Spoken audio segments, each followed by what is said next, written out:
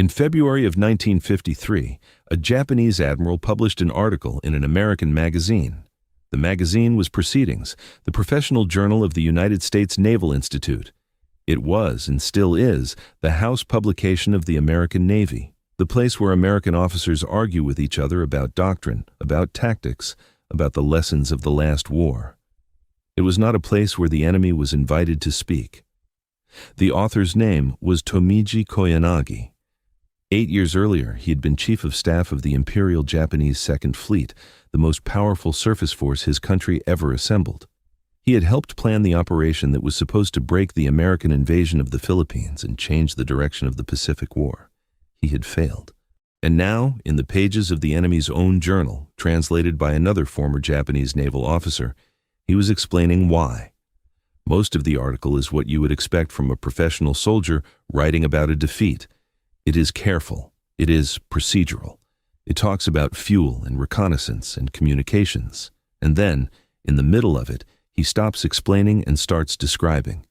He is writing about a single morning, the morning of the 25th of October, 1944, off the eastern coast of the island of Samar. He writes that the American withdrawal that morning was valiant and skillful. He writes that the enemy destroyers coordinated perfectly to cover the slow speed of the carriers behind them, that they launched their torpedoes bravely, and that their smoke screens, laid so thick across the water, embarrassed his force. Embarrassed. That is the word a Japanese admiral chose, writing for an American audience 8 years after the fact, about a group of ships so small that his own lookouts could not correctly identify a single one of them. Understand what he is admitting there. He is not saying the Americans were lucky. He is not saying the weather turned or that his orders were unclear or that fate intervened.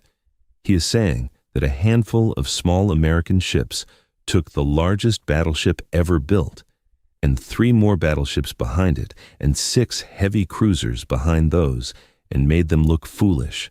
And Tomiji Koyanagi was not a man who was easily impressed by ships. He had spent 30 years in the regular Navy. When the war began, when the aircraft went in over Pearl Harbor, he was in command of the battleship Congo. He commanded her at Midway. He led a destroyer squadron in the Black Water off Guadalcanal, in the night battles where the Imperial Navy was, for a time, the finest surface fighting force in the world, where Japanese torpedo crews were so good that American admirals stopped assuming their own ships could survive contact. This was a man who had personally handled capital ships in combat, who understood in his hands and in his stomach exactly what a battleship can do to something smaller than itself, who had watched more than once what happens to a light ship that comes within range of heavy guns, and that is the man who used the word embarrassed. American interrogators who questioned him after the surrender described him as a reliable witness. He answered their questions directly. He did not evade. When he wrote his account years later, he had nothing left to protect. No fleet, no career, no navy. He was not writing propaganda. He was writing the way old officers write when they have finally stopped defending themselves and started telling the truth. So the question is simple. What did those ships do on that one morning that made a professional enemy remember them for the rest of his life? Now, this is the part where a story like this usually turns into something else. Usually, at this moment, you get the music. You get the swelling strings and the slow-motion flag, and the narrator explaining that these men were heroes because Americans are heroes, because freedom is stronger than tyranny, because good defeats evil. That is not what happened off Samar. What happened off Samar was 13 small ships, most of them crewed by men who had been civilians 2 years earlier, being handed a mathematical impossibility at 7 o'clock in the morning with no warning and no time to think about it. And then doing arithmetic anyway. Cold, specific, professional arithmetic about range and torpedo runs and smoke and the exact number of minutes they could buy with their own lives. They were not fearless. Several of them wrote afterward, in plain language, that they were certain they were going to die, and that they were correct. The interesting question is not whether they were brave. Everyone agrees they were brave. Bravery is common in war. It is the cheapest thing on the battlefield, and it is spent every day on both sides for nothing. The interesting question is the one Koyanagi was really asking. Why did it work? Why did the courage of 13 small ships actually change the outcome, when so much courage in so many other places changed nothing at all? To understand that, you have to understand what the Japanese were trying to do and why it very nearly worked. By the autumn of 1944, the Imperial Japanese Navy was running out of everything except courage and steel. It had lost its carrier pilots. An entire generation of them burned out of the sky over the Marianas that summer. It had oil, but only if it stayed close to the oil, which meant staying far away from Japan. Its carriers still floated, but their decks were nearly empty, so the Japanese did the only thing left to do. They turned their weakness into a lie. The plan was called Shogo, Operation Victory. When the Americans landed in the Philippines, the Japanese would send their remaining carriers north, empty, useless, worthless as weapons, as bait. Admiral Halsey and the American Third Fleet, the fast carriers, the modern battleships, the real striking power of the United States Navy, would see those carriers and chase them. Because that is what Halsey did. And while he was chasing ghosts, the real fleet would come in through the back door. That fleet was called Center Force. It was commanded by Vice Admiral Takeo Kurita, and it was the last great surface fleet the Japanese Empire ever put to sea. 4 battleships. Among them, the Yamato, the largest, heaviest battleship ever constructed by any nation, carrying 18-inch guns that could throw a shell weighing more than a small car for 26 miles. 6 heavy cruisers, 2 light cruisers, 11 destroyers. The lie worked. Halsey took the bait and went north with everything. The eastern exit of the San Bernardino Strait, the gate through which Kurita would come, was left completely unguarded, not lightly guarded, not thinly guarded, unguarded.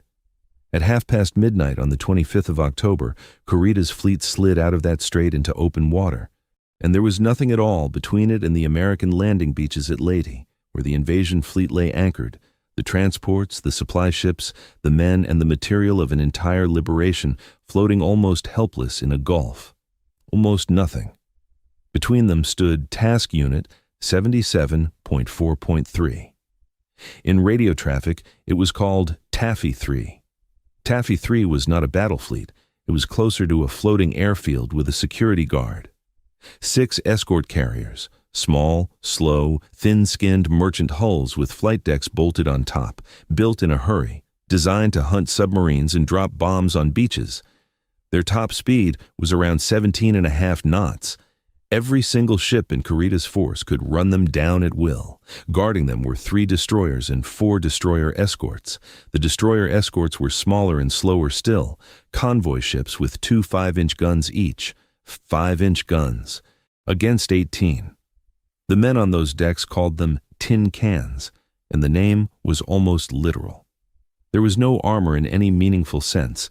A heavy shell could pass through one of those hulls and out the other side without exploding, and sometimes did, which is the only reason a few of them survived as long as they did. The commander of Taffy 3 was Rear Admiral Clifton Sprague. His men called him Ziggy. At 6:45 in the morning, one of his patrol aircraft reported a Japanese force to the north, battleships, cruisers, destroyers, closing fast. Sprague's first response was to demand that the pilot confirm the sighting, because the sighting was impossible. There were not supposed to be Japanese battleships within 100 miles of that water. Halsey was supposed to be there. Then the shells began falling around Taffy 3, and they were colored purple, pink, yellow, green. Japanese gunners dyed their shell splashes so that each ship could spot its own fall of shot. That was how the men of Taffy 3 learned they were under the guns of the Imperial Japanese Navy, by the color of the water. On the bridge of the destroyer escort Samuel B. Roberts, Lieutenant Commander Robert Copeland picked up the intercom and told his crew exactly what was happening. He did not soften it. He told them a large Japanese force had been contacted, battleships, cruisers, destroyers, and that this would be a fight against overwhelming odds from which survival could not be expected. Then, he told them what they would do about it. They would do what damage they could. Nobody objected. Nobody had to be persuaded. The Roberts turned toward the battleships. Now. Here is where the arithmetic begins, and here is where the answer to Koyanagi's question starts to appear. The Americans had two assets that morning, and only two. The first was smoke. The second was the enemy's imagination. The escort carriers turned away and ran, launching everything that would fly. The destroyers turned the other way, into the fire, and began laying smoke across the water.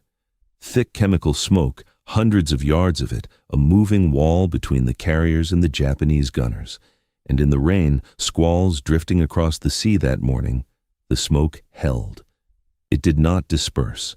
It sat there, and a Japanese gunnery officer, 20,000 yards away, staring through a rangefinder at a wall of white with the tops of masts occasionally emerging from it, had to decide what he was looking at.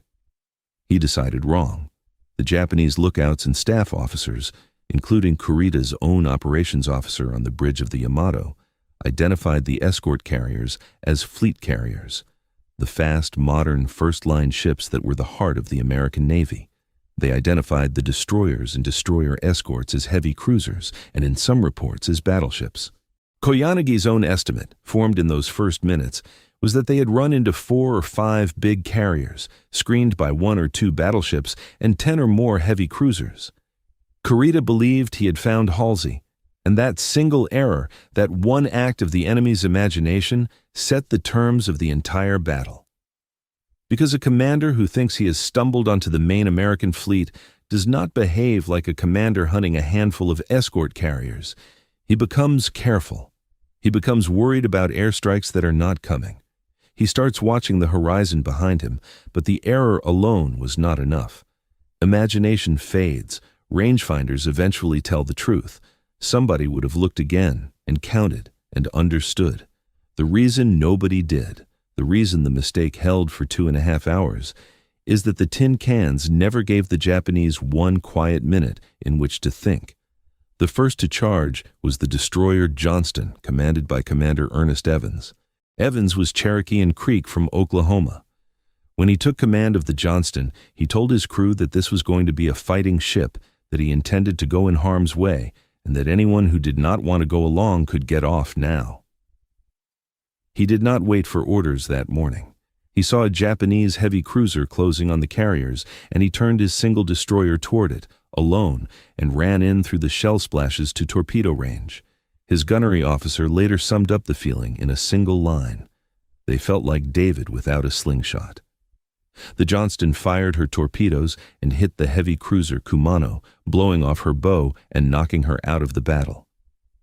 Then, as she turned away, heavy shells from a battleship struck her. They tore out one engine room, killed men across the ship, and left her, in the words of her survivors, like a puppy hit by a truck. Then a rain squall covered her, and inside that squall, Evans took stock. He had one engine. He had no torpedoes. He had a wounded ship and a torn hand. 2 of his fingers had been shot away, and he had refused to leave the bridge to have it treated. Then Admiral Sprague's order came through for the escorts to attack. Johnston did not have to go back. She was already crippled, already out of it, already carrying her dead. Evans took her back in anyway, with guns only, and for the next hour and a half that single dying destroyer fought Japanese cruisers and destroyers at ranges where a 5-inch shell could actually reach, drawing fire deliberately, putting herself between the enemy and the escort carrier Gambier Bay, telling his gunners to shoot at the cruiser and pull her fire away. She was not alone. The destroyer Hoel went in and was hit more than 40 times until she lay dead in the water with her rudder jammed, still firing. The destroyer Heermann charged so close that the Japanese could not depress their main guns low enough to hit her and put torpedoes into the water in front of the Yamato herself. And this is the moment that decides everything. The Yamato. 65,000 tons of steel, the most powerful warship afloat carrying Kurita and his entire staff. She saw torpedo tracks running toward her from both sides. She could not turn into them. She could not turn through them. She had to turn away, north, running between the tracks, combing them until they ran out of fuel. For 10 minutes, the flagship of the Imperial Japanese Navy steamed in the wrong direction, away from the battle, unable to see it, unable to command it, dragged out of the fight by the torpedoes of a ship a fraction of her size. 10 minutes. On a morning where every minute meant a mile. The Samuel B. Roberts, a convoy escort, a ship never designed to be within 50 miles of a battleship, closed on a Japanese heavy cruiser and fought her at a range of a few thousand yards, hammering her superstructure with 5-inch shells until her own guns burst from the firing. Her crew fired more than 600 rounds. When the end came, a battleship's salvo opened her hull like a can opener. Above them, the aircraft from the escort carriers did something almost as strange. They had launched with whatever they happened to be carrying. Depth charges, machine gun ammunition, anti-personnel bombs meant for infantry. Almost nothing that could hurt an armored ship. So when their bombs were gone, the pilots kept flying at the Japanese fleet anyway. They made dry runs, empty attack passes, diving at cruisers with nothing at all to drop, forcing the Japanese to maneuver, to break formation, to look up instead of forward. Some of them, out of ammunition, fired their sidearms out of the cockpit. They were not trying to sink anything. They were trying to buy seconds, and it worked. Kurita's fleet, which had come through the strait as a disciplined formation, dissolved. He had already ordered a general attack, every ship free to act on its own, which meant his battleships never formed a battle line, never concentrated their gunnery, never brought their overwhelming advantage to bear in the one way that would have ended the fight in 15 minutes. His own chief of staff wrote afterward that order and coordination were abandoned. Admiral Ugaki, commanding the battleship division, complained in his diary that the spirit of a close-range, all-out attack was missing. The most powerful gun line ever assembled in Asian waters spent 2.5 hours chasing smoke. They did not escape unharmed. The escort carrier Gambier Bay was caught by Japanese cruisers, hit again and again by shellfire she had no armor to absorb, and went down. The only American aircraft carrier in the entire war sunk by naval gunfire. The Hoel went down. The Samuel B. Roberts went down. Of her crew of 224, 89 were killed, and the Johnston, at the end, was surrounded. She was dead in the water. Her guns were gone. Japanese destroyers circled her at close range, firing into her, and her survivors described it as being pulled apart by dogs. At 9:45, Evans gave the order to abandon ship. 25 minutes later, she rolled over and sank. Of her crew of 327, 186 were lost. Around 50 were killed in the fighting. 45 died on the rafts from their wounds. And 92, including Commander Ernest Evans himself, were alive in the water when the Johnston went down and were never seen again. He was awarded the Medal of Honor. He was the first Native American in the United States Navy to receive it. He received it posthumously. His body was never recovered. But there is one more thing that happened as the Johnston sank, and it belongs to this story more than any medal does. As she went under, a Japanese destroyer came in close, 1,000 yards, point blank. The American survivors in the water watched her come and understood what was about to happen, because ships in that war machine-gunned men in the water, and it was not rare. Instead, the Japanese crew lined the rail. They had been ordered to make themselves presentable, and as they passed the sinking American destroyer, they came to attention and saluted her. One survivor saw an officer on the wing of the bridge saluting as well, by some accounts, the captain of the destroyer Yukikaze. Then they steamed away and left the Americans to the sea and to the sharks, and to 50 and 70 hours in the water before anyone came looking. At around 11 minutes past 9, Takeo Kurita ordered his fleet to break off and turn north. Nothing stood between him and Lady Gulf. The transports, the supply ships, the beachhead, all of it open, all of it perhaps 2 hours away. He turned around and went home. He gave many reasons afterward, and they contradict each other, which is what happens when a man spends the rest of his life being asked the same question. He was exhausted. He had been sunk out from under his own flagship 2 days earlier and pulled from the water. His cruisers were burning. He believed a stronger American force was coming. And above all, he believed he had already fought Halsey's fleet carriers, and that he had sunk several of them. That is the true climax of this story. not the medals, not the salute. It is what is written in the Japanese records, because the Japanese never learned what they had fought. In their reports, in their staff estimates, in the account Koyanagi wrote for an American journal 9 years later, the ships of Taffy 3 do not appear as escort carriers and tin cans. They appear as an elite task force, crack battleships, high-speed regular carriers, the main striking arm of the United States Navy. The enemy gave them a name that morning, and it was not an insult, and not a nickname. The Japanese Empire looked at 6 converted merchant hulls, 3 destroyers, and 4 convoy escorts, and wrote down in its own war diaries that it had met the American fleet. They were promoted by the men trying to kill them. More than 1,000 Americans died off Samar. The Japanese lost 3 heavy cruisers, sunk and 3 more damaged, and more than twice as many men. The invasion of the Philippines went forward, and the Imperial Japanese Navy never again put a battle fleet to sea. The wrecks are still there. In 2021, a submersible found the Johnston more than 21,000 feet down, upright, her hull number still readable, her gun turrets still trained out. A year later, they found the Samuel B. Roberts even deeper, the deepest shipwreck ever discovered by anyone, anywhere. She had been a convoy escort. She lies 4 miles beneath the Philippine Sea because she turned toward battleships.